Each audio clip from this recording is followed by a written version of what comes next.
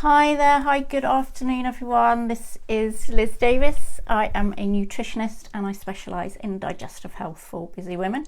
So I help busy women fix their painful digestion, so their reflux, heartburn, IBS symptoms, SIBO, etc., any kind of related hormone problems or chronic fatigue and so on. And I do this with state-of-the-art gut testing and hormone testing if we need it, dietary, lifestyle interventions, etc., to get things working a lot better for you.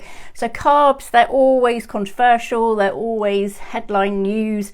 We should eat loads of them, we shouldn't eat hardly any of them. So it's very confusing to know which way to go with carbs. So I thought I'd just unpack this a little bit and go into some more of the details, and so help you make a decision about what is the best course of action for you. So first up then, why do we need carbs? Well, basically we need carbs because we need to fuel our body with energy. So that's the primary use of carbohydrate foods, is to provide our body with energy. Then we have a molecule called ATP that delivers the energy to where we need it. So kind of vital, we do need to eat them, but sometimes not. I'll come on to that in just a second. So the different types of carbs then. Well, first up we've got sugars, so simple sugars.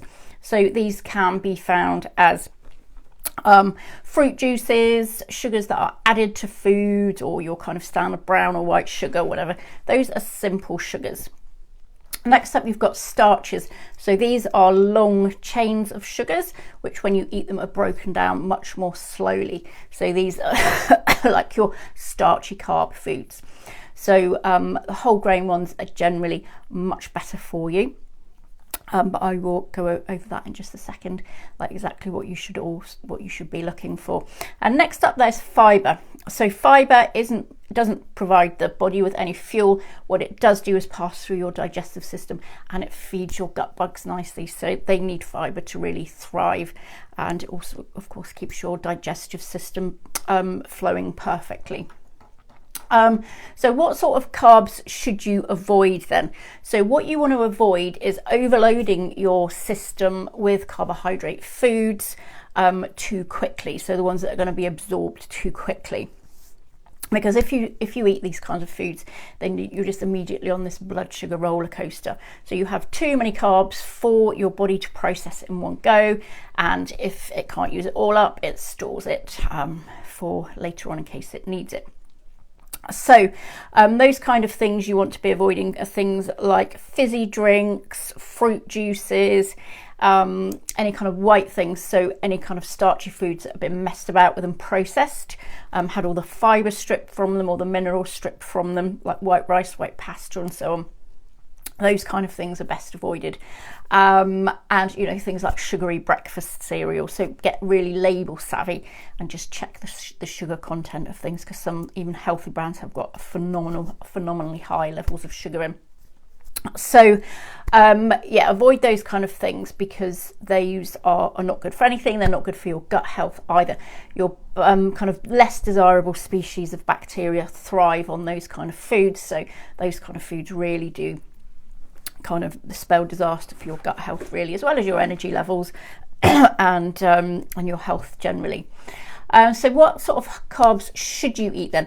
I would generally be focusing on eating things that haven't been processed, so they haven't been messed about with at all. Anything in its whole state is going to be better for you, with all its fibre in it and its vitamins and minerals and so on.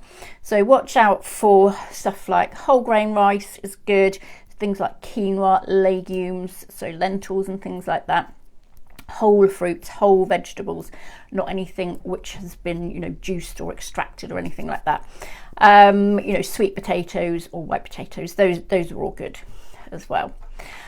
So what's the deal with low carb diets then? So low carb diets, some people thrive on them, some people feel amazing on them, they lose weight, they have more energy. So for some people it can be a great solution. For a lot of people though, they don't feel great on a low carb diet. So depending on how low you cut your carbs, then your body is then going to be dependent on using fats for fuel. So some people do this very well, some people don't do it quite so well. It's generally speaking though more energy for your body to convert fat into energy. It much prefers to use carbohydrates for energy. It's much simpler for it.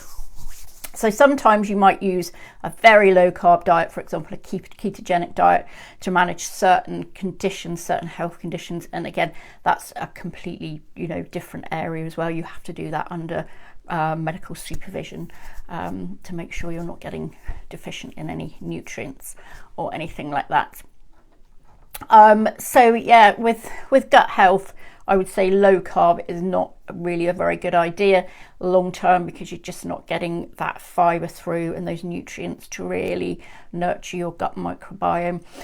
So short term it can provide solutions. Long term, probably not going to be very sustainable for most people. Your microbiome definitely will take a hit.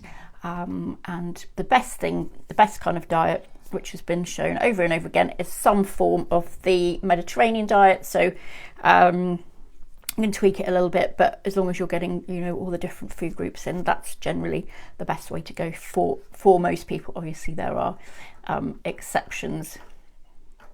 So how much carbs should you eat is going to depend on lots of things. So your age, your activity levels, your own individual metabolism,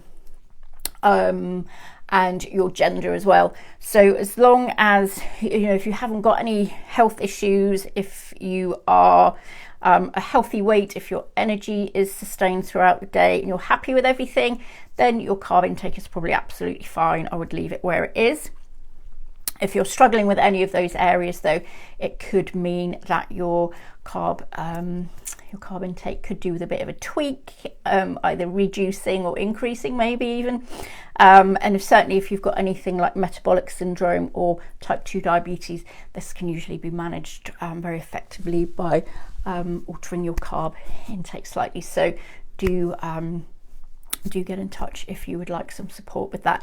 Okay, I hope you found that interesting. I hope it cleared up a few areas for you. And if you did find it useful, do like and share, and I shall see you next time. Okay, bye.